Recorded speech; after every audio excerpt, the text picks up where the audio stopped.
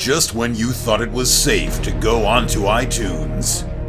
This is Next Level Guy, the only website that makes self-development as fun as going to the movies.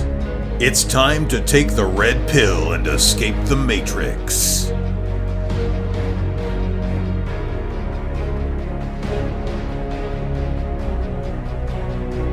Hello and welcome to another episode of the Next Level Guy Show podcast with your host, Ian Dawson-Mackay.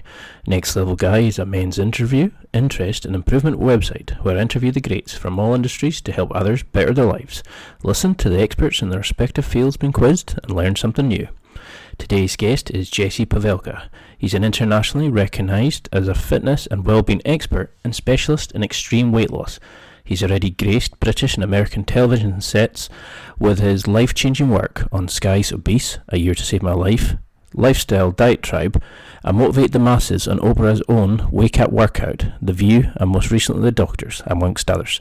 For the past 10 years, Jessie has been dedicated to helping others to develop practical solutions to lose weight, live well, and thrive through exercise and nutrition. Jessie learned much of what he knows about the fitness industry during his time as a professional bodybuilder and fitness model. He's adorned countless magazine covers and features, and was even named as Insider's hottest trainer. Although Jessie has starred in a number of popular television shows, his passion and enthusiasm for fitness and weight loss stems from a keen childhood athleticism and has put him on the international radar. His friendly but firm attitude towards participants is both motivational and makes for compulsive viewing. Jessie has recently launched his own health brand, Pavelka Health Revolution, in the UK. He divides his time between the US and the UK, and he's certainly a rising star, and he's internationally recognised within the fitness, well-being and extreme weight loss industries. But before we get to the interview, a quick word about the affiliates. As you know, I've got some great deals, special offer and listener discounts with some amazing companies. Now, this allows me to obtain all the special deals, so if you go to www.nextlevelguy.com/affiliates, that's www.nextlevelguy.com/affiliates, you'll see all the special deals there. For example, if you're wanting to get fit internally and externally, then you should check out the awesome fitness gear and supplements that Onnits makes. They do things from steel maces to their internationally recognised cognitive enhancer, Alpha Brain. They also do a great line in kettlebells in the guise of animals and superheroes and so much more. Now, if you use the code word NEXTLEVELGUY, that's NEXTLEVELGUY, all one word, in the discount code section there, you'll get 10% off any eligible items in your basket of great supplements and fitness gear. They also offer a number of free trials of supplements that you should take advantage of to see and test what works for you before you commit to a full bag. For others, I'm particularly loving The Natural. It's a pick-up video guidance course by RSD Max. His aim is to help you become a natural woman. I'm rereading Ross Edgley's awesome new book, The World's Fittest Book, which provides some awesome training advice on health, nutrition and building a successful life. It showcases the philosophy and the tactics he used, which helped him swim around the UK without going on dry land once. If you like Amazon like me, feel free to use and abuse my Amazon links to get some great discounts and bargains. Something I'm particularly loving is a Kindle I bought. I know I go on about this, but I'm a major Harry Potter fan, and I love the ebooks that I can read in my own comfort or on the bus or a break from work. It's truly a great gadget, and I think you should get it for yourself or if you're buying it for somebody else. There's so many other great deals in there. There's offers from My Protein, Under Armour, The Protein Works, Bulletproof Coffee, MeUndies, Gainsbox, Dollar Shave Club, and so many more. I'm always adding more to it, so to keep an eye on the free trials and special deals, etc., simply check out www.nextlevelguy.com/affiliates. That's www.nextlevelguy.com/affiliates. Now let's get to the interview with Jessie. He's a warm and humble guy, he's motivational as hell, and he will truly help you change your life if you implement some of the tactics he mentions. I hope you have as much fun listening to this one as I did doing the interview. Enjoy. Well, thank you very much for taking the time to do this, Jessie. I really appreciate it. I know you're a busy guy, but for those who don't know who you are, Can you just give a quick little brief intro, maybe a 30 seconds if you met somebody in a lift and had to explain who you were? Yeah. So, my name is Jessie Pavelka, and I mean, I'm a lot of things, I guess, but in relation to what I do for a living, I help people, I guess, get from point A to point B, and that can be that's not I'm not an Uber driver or anything. It's more kind of in life, right? So I help people find success in relation to their health, and that can be physical health, mental and emotional health.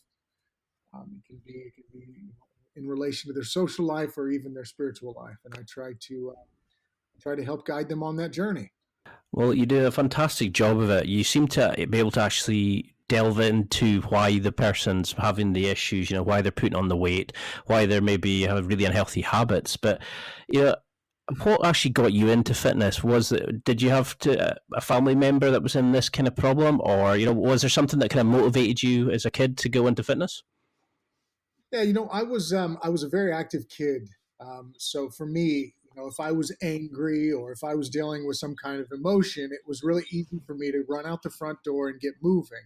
And I think naturally for me, that was my way of dealing with life at a young age. So naturally for that, for a kid that was interested in moving and being outside and running, I gravitated towards sports. And for me, that's really where I found connection.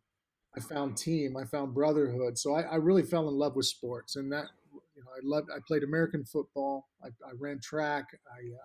I played basketball. I played baseball because I got to do the thing that allowed me to feel good, which was move, live through my body, and I also got to find connection. I got to find family through sports. Now, from there, I kind of went on my own journey. Because of sports, you get really interested in how you can become bigger, stronger, and faster. You want to be really good at your sport. So you challenge yourself, you try new ways of eating, new ways of exercising. When it comes to mental strength, you find new thresholds. The pain threshold exists physically, but it also exists mentally. And so through sport, I got really curious of how I could find new thresholds and push myself and discover real strength and power. What I've always been puzzled by was that you get a lot of these trainers who just, focus on the reps and the schemes and the periodization, all this kind of stuff. But you seem to be able to actually really connect with the person that you're training or the group that you're with, and you really seem to be able to delve it deep and get them to open up and face their demons and things like that. Where does that come from? I mean, how did you learn that? Is that just something naturally that comes to you?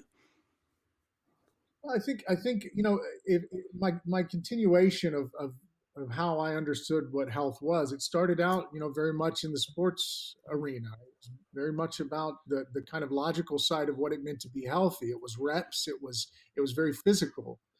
But I think through the people that I've worked with, through just this desire to have real impact in someone's life, due to my own experiences and due to experiences that I had witnessed with other people. Because I wanted to have real impact, I wanted to go deeper and I wanted to look on the other side of the logic, right? So, why do people get up? Why do they need to get up and exercise? Why do they need to eat healthy? And when you look at that side of it, you really invite this other part of what it means to be healthy. When you look at mindset, when you look at like your thought life, mental health, mental well-being, emotional health, emotional well-being. When you look at the people in your life, the connections that you have, all of that contributes to health. And for me, that's really exciting because if I look at back when I first started, I wasn't looking at the whole picture. I wasn't looking at the whole person. I was just looking at the logic. I was just looking at the quantifiable evidence and not really the things that added meaning to action. I think when you look at mental and emotional health, when you look at bringing people together, creating community, you invite this whole other side of what it means to be healthy, and you have other opportunities to engage in your health. So, for me, I try to get to know the individual because while I can get anybody to show up and lose weight, I can get anybody to get on a scale and show success in 1 week, in 2 weeks, in 6 weeks, in a year. It's how do I keep them going? And how do I really get them to connect to why they need to show up every day and find that reason and connect to it every single day? that they get into action.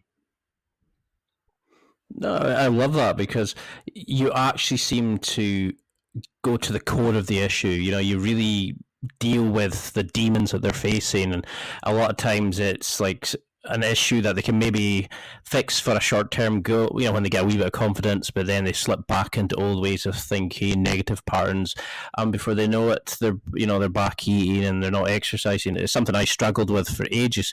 I had to take up Brazilian Jiu Jitsu before I could really get that love of sport again, and making friendships. So, do you deal with the issues that they're facing initially, or do you look at them just getting them moving, getting their confidence up, and then let one feed into the other? You know, how would you deal with a new client, for example, or somebody listening who's maybe struggling with losing weight? Yeah, I think everybody's different, right? Right, and you have to find that entry point. What's the entry point to you taking action? And I feel like the approach of act your way into right thinking is probably the most successful. So when we're talking about acting ourselves into right thinking, your mind might say, "I can't, I don't want to, it's just not possible." But when you get into the action of going for a walk, when you get into the action of eating an apple over, something refined and sugary, all of a sudden you start to change your thinking, right? So while it's different per person, I'm a big fan of take the body and the mind will follow. So when we look at exercise and nutrition, it's probably one of the best entry points into getting to a place where you can actually stand on your feet. Once you're on your feet, then you start addressing the issues. So I do think that doing diets, doing exercise programs, they have their purpose, but there's a continuation that needs to happen. Most exercise programs and diets are short-lived. There's an expiration date, or the excitement goes away. It's because that the journey didn't continue. You made it all about the physical. You made it all about the counting of calories, the scales, and the funny thing is you were doing everything right, but what you didn't do is you didn't invite the other parts of what it means to be healthy. So the action, getting up, getting moving, eating healthy food is probably one of the best ways to get on your feet and then address the issues that are going on internally. So how would you go about finding those? You know, is it a case of that would you recommend somebody goes and speaks to like a counselor and in the side with working out, or do they just slowly start trying to improve things, work with a personal trainer?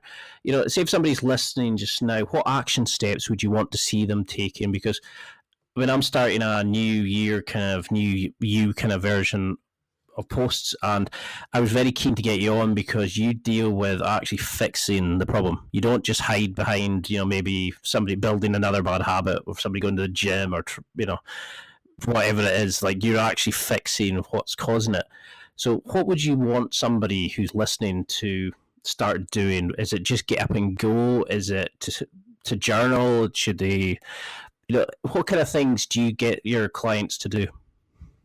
There's a variety of things, and it is different per person, right? Some people really get their juice from physical movement, right? So it really jazzes them up and they get excited. Others, they like a more gentle approach and it works for them. So it might be putting pen to paper, putting down your thoughts. It might be just exercising some mindfulness throughout your day. That is an action, right? It's not just a thought. When you're exercising mindfulness, you're getting in the act of presence. And so action doesn't necessarily mean big impact, big physical movement, sweating, exhaustion. It can be something really gentle. I think you just have to identify or really get to know what works for you. Be really honest with yourself. You brought up the topic of the new year, and I think this time of year, um, while it's exhausting to talk about, um, um, resolutions and how everybody, this time of year, it's like that one time a year that I'm going to make some changes, and it is a bit exhausting, and statistically very few of us actually stay true to our goals or our quote unquote resolutions. But in the process of, right, in the spirit of this time of year and the new year being here, I think it's a great opportunity for you to do this, to push the pause button. So that might be your first action. Push the pause button and don't do anything. And in that moment, look back, right? Look back and reflect on everywhere that you've been in the last year, the last 5 years, the last 10 years. Think about everything that you've done. Celebrate your successes in that moment. Think about your challenges. What was challenging to you? How did you handle that challenge? What could you have done differently? And reflect. And that's all you're doing. You're reflecting. It's not good. It's not bad. You're just noticing what's happened in the past. From there, you transition to the moment. What's happening right now? Who am I right now? Right? Where am I right now? Who are the people in my life? What are the people, places, and things that I engage with on a day-to-day basis now that are a part of my reality right now? And once you establish that, once you've had that really honest conversation with yourself, you've just really tapped into reality. There's this really great moment to look into the future and get excited, not be fearful, but get really excited about the future. Now, here's the thing: whenever we're setting a goal for ourselves, there are two things that are really key: reality and expectations. Okay, so if in that moment when you were thinking about where you're at, who you are in the moment, if you look into the future, you need to keep that in consideration and let your realities and your expectation walk hand in hand. If we're setting goals for ourselves that are not really connected to our reality, then we have this divide happening between reality and expectations. And in between those two, reality and expectations, you create pain and suffering. You create these ideas that aren't really connected to your truth. So I think it's really important for anybody, whether it's in the new year or any time of year, if you're trying to make some changes, you've got to think about where you've been, think about where you are, and get really excited about where you're going with reality and expectations in mind. So, how would you, using that kind of philosophy, how would you know that you're being real with yourself? You know, that you're actually ready to change and it's not just maybe the ego talking, or, you know, you're not using jealousy or something like that. How do you know that this is your time to change and you're actually ready? Do you have to be like really open and vulnerable? Do you have to Yeah. really face your demons, or can you slowly work your way into this? Or Yeah, so that's going to be different for everybody, and some of us don't have we aren't very connected to our reality because it might be painful. It could be anything. So everybody's different. The best gauge that you can have is by talking to another person, right? Allow another person into your experience. There's something really magical that happens when we reveal something about ourselves, when we try to tell someone that, hey, we have this goal that we're trying to set for ourselves, but we want to make sure that it's realistic. When we share that with someone else, it becomes very real to us. But the feedback that we get from that person is gold dust, right? It's like that person, if you trust them, if you know them very well and you feel as though they know you better than you probably know you, the feedback that you get from them that can be very helpful. Now, it's not the easiest thing to do, and that's just one way to really connect to your reality. The other way to do it is really write things down, put pen to paper. That's why we spend time reflecting. If we can think about where we've been, what we've done well, what our challenges were, what we could have done differently, then we can identify our strengths, right? We can look at the things that we're good at, the things that interest us, and then we can find out the areas that we might need to develop or grow, or even the areas that we might need to stay away from. And in that moment of reflection, you also get to identify what your reality is. It's not easy. I think I think that's the hardest thing into it, is getting people to actually be open and honest with themselves, not the story they tell themselves, but actually who they truly are. And that's really difficult for people to admit that they're not the person they think they are. Yeah. Yeah, Yeah. there's. I think we all want to feel really good about ourselves, and the truth sometimes can hurt a little bit, but that whole it sounds a bit cheesy, but it's the whole kind of the truth sets you free, right? Once you align with your truth and your reality, who you are, where you are, then you can actually move forward. But if the expectation of who you are, the story that you've created, this is who I am, this is my ego, and it's created this really extravagant story about who I am, or this really sad story about who I am, then forward movement is pretty challenging, if not impossible. So it is really important to get to know yourself, and one of the best ways to do that, Ian, is simple things like creating awareness throughout your day, really noticing how you tick, Your reaction to different people, places, and things throughout the day. Through that awareness, you really get to know yourself. So I encourage anybody I'm working with, it's not like one day out of the year you show up and you set goals. It's like there's some work that needs to be done before that, uh, by way of awareness. So No, I mean it's certainly very true. I mean, when I think back to the gym, I used to always be self-aware of people watching me, and I was always worried about it. But I then started looking at why I was feeling like that, and then I found through jiu-jitsu, for example, it really helped me express myself and let the worries out and things like that. But what would you say to people who are sitting, and they're bombarded with magazines and media of, the perfect body, this is how you should look, and they think, no, I can't be like that, or they go to the gym with an attractive friend who's maybe in a much better shape.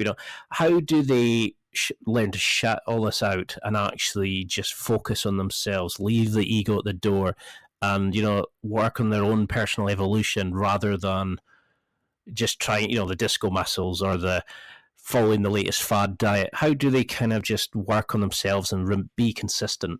yeah, I think, well, you got to ask yourself how much of you enjoys the kind of pain and suffering of chasing someone else's goals and someone else's look and someone else's way of living.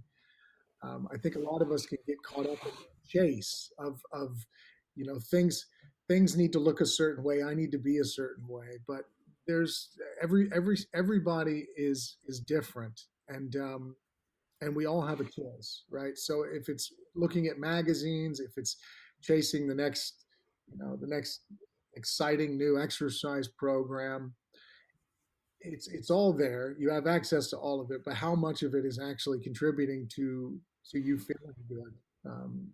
When I work with someone, and I try to first and foremost get them connect to how they feel.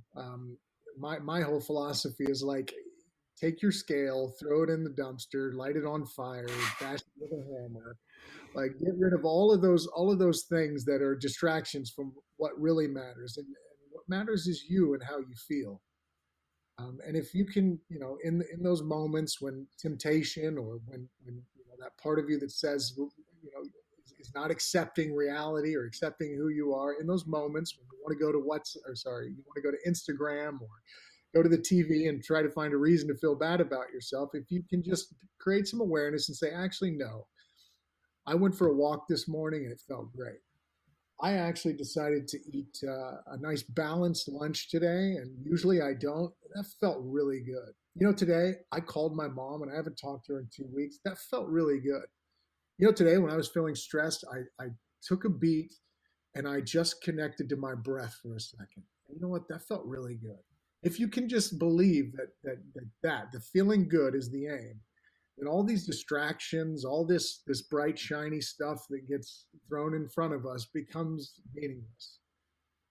It's not the easiest thing to do, don't get me wrong, but I think in the pursuit of being a healthy human being, I think it's the way forward, connecting with humans. And does this link into your TED talk? Because you did a remarkable TED talk on, taking inspiration in the unremarkable. Is that the kind of thing that you're referring to? The kind of enjoying the little things, the things, because we live in an age of technology where it's notifications, instant gratification. You can get food delivered to your door. You can order a date online. You can do all this kind of silly stuff.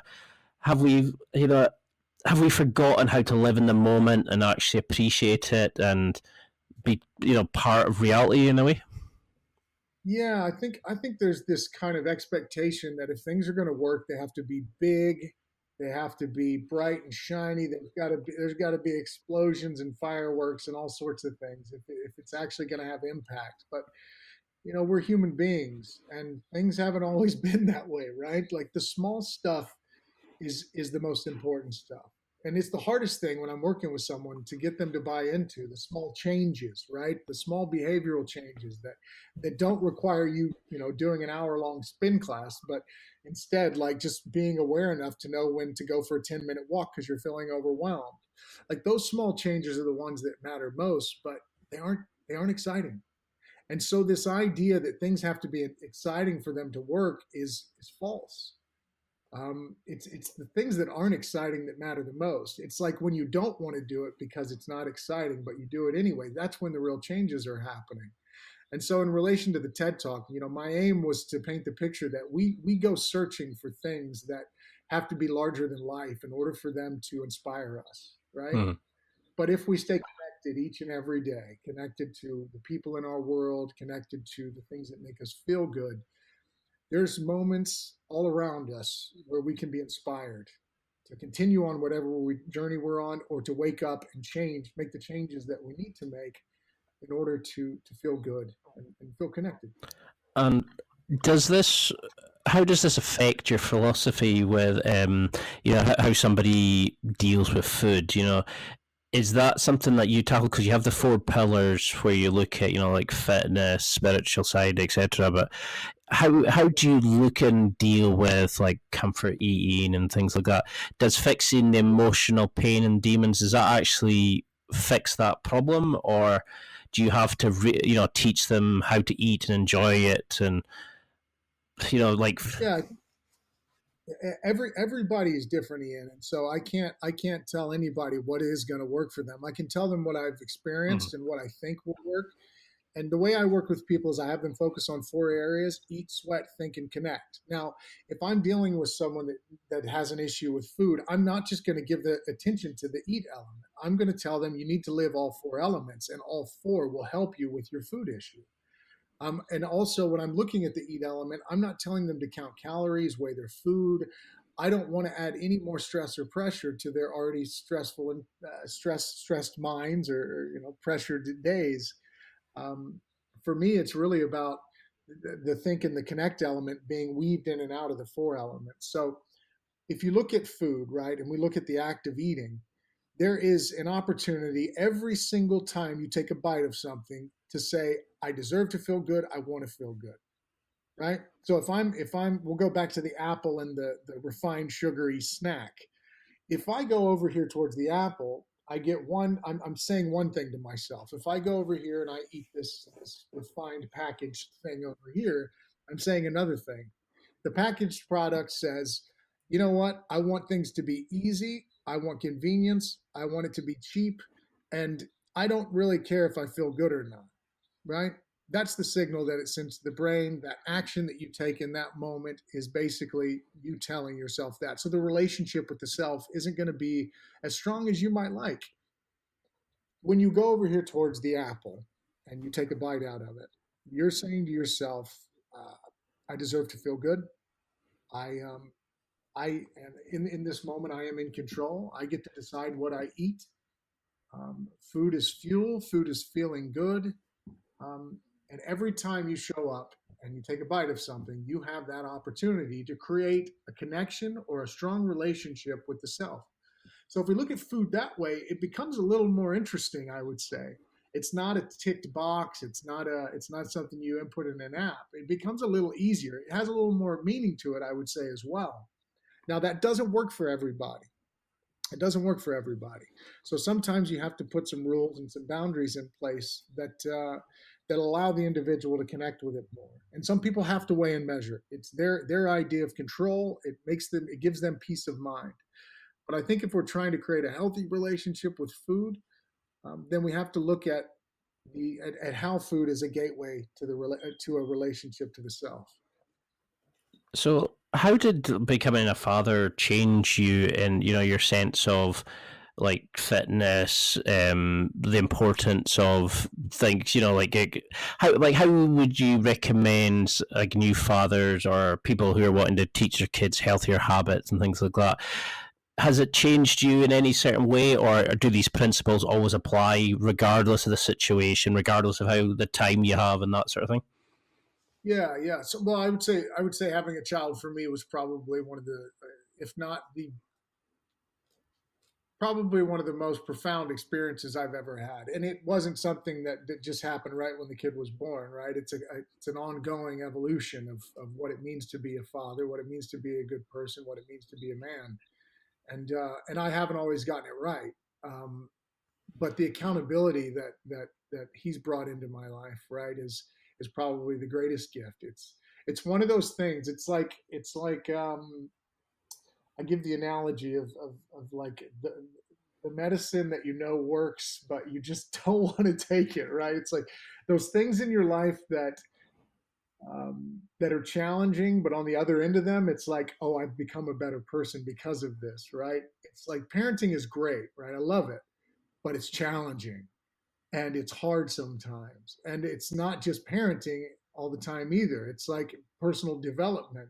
And so there's certain parts of it where I have to look at what's on the other side of the challenge of being a parent, and know that, okay, I might not see the benefit in this now, but I know that in 5 years, 10 years, it's going to be good for me and it's going to be good for him. Or being able to play it forward. It's I guess what it's done for me is it's given me an opportunity to look at the bigger picture and what really matters. And that I don't know that I would have gotten anywhere else. I thought I knew what those things were, but children. No, I love that, and you've got a brilliant bond that you can see on your Instagram and things like that. Now, I know we're coming up to our time limit, but we've just scratched the surface, so I'd love to have you on again. I've been a major fan for ages, but just for this one, for somebody who's listening who wants to make something of themselves and transform themselves, what do you want them to remember from this? And can you also just quickly wrap up with how people can get in touch with you, how they can follow you, see what your projects are? Yeah, yeah. So I can do both. So as far as the new year being here, and the majority of us going on some kind of new exciting adventure of change and transformation, I think I'll go back to what I said earlier. Just make sure that your reality and your expectations are in line. But outside of that, I think there's this really big piece that we need to accept. Things aren't always going to look the same way. They aren't always going to feel good. Um, in fact, some days are going to be absolutely, well, can I cuss on here, Ian? Yeah, go for it. Shitty. They're just going to be shitty days, Ian. Yeah. And so on those days, right? That's if we look at growth, development, creating resilience, strength, whatever it is that you're trying to create on those days. If you can get through it, if you can stay true to your goals, true to yourself, if you can connect with the people that love you, that support you, if you can get into the actions that add up to you feeling good, then you'll continue and you'll create a lifestyle, not just achieve a goal. You'll create a standard of living for yourself that becomes the new way, the new behavior, right? So I feel like anybody out there who's trying to create change and you've set a goal, there is no graduation, there is no finish line. Let your goal be like just getting through it all and not deviating back to your old habits or your old behaviors, but really staying true to this thing that you really want and just accepting that some days are going to be shitty. But it's on those days where you got to dig deep. You've got to get into the action so that you can change your way of thinking. Get into the actions, act your way into right thinking, and that's about it. Now, as far as promoting myself, Ian, that's what I'm doing next, right? Yeah, I mean, you're everywhere. I think of you from. Yeah, I can't remember a time I didn't know about you. So, for the people who are just finding out about you, how can they get involved and see the remarkable work that you do? I appreciate it. I think so. So you can go to jessiepavelka.com. That's JESSIE Pavelka, PAVELKA.com. You can also go to my other website, which is pavelka.co.uk. They'll both take you to the same place.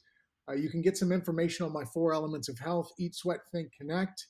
We're also doing some exciting work with organizations across the globe right now, helping make their employees healthy. And it's all based around my 4 elements of health: eat, sweat, think, and connect. If you're into Facebook, I'm on Facebook.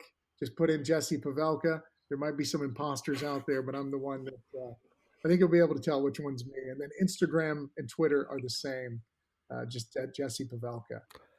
So thank you so much, Ian, for having me. I'm glad we got a chance to do this. No, no worries. The pleasure is all mine. The honour has been fantastic to have you on. I've been a massive fan and just the chance to speak to you, and I hope we can do it again sometime soon. Excellent. That sounds good. Talk soon, Jesse. Appreciate it, and just keep inspiring and changing lives. Will do. Will do. You too. That's it for another week. Thanks for listening. Absorb it, practice it, use it. Until next time, keep trying to hit that next level in your life.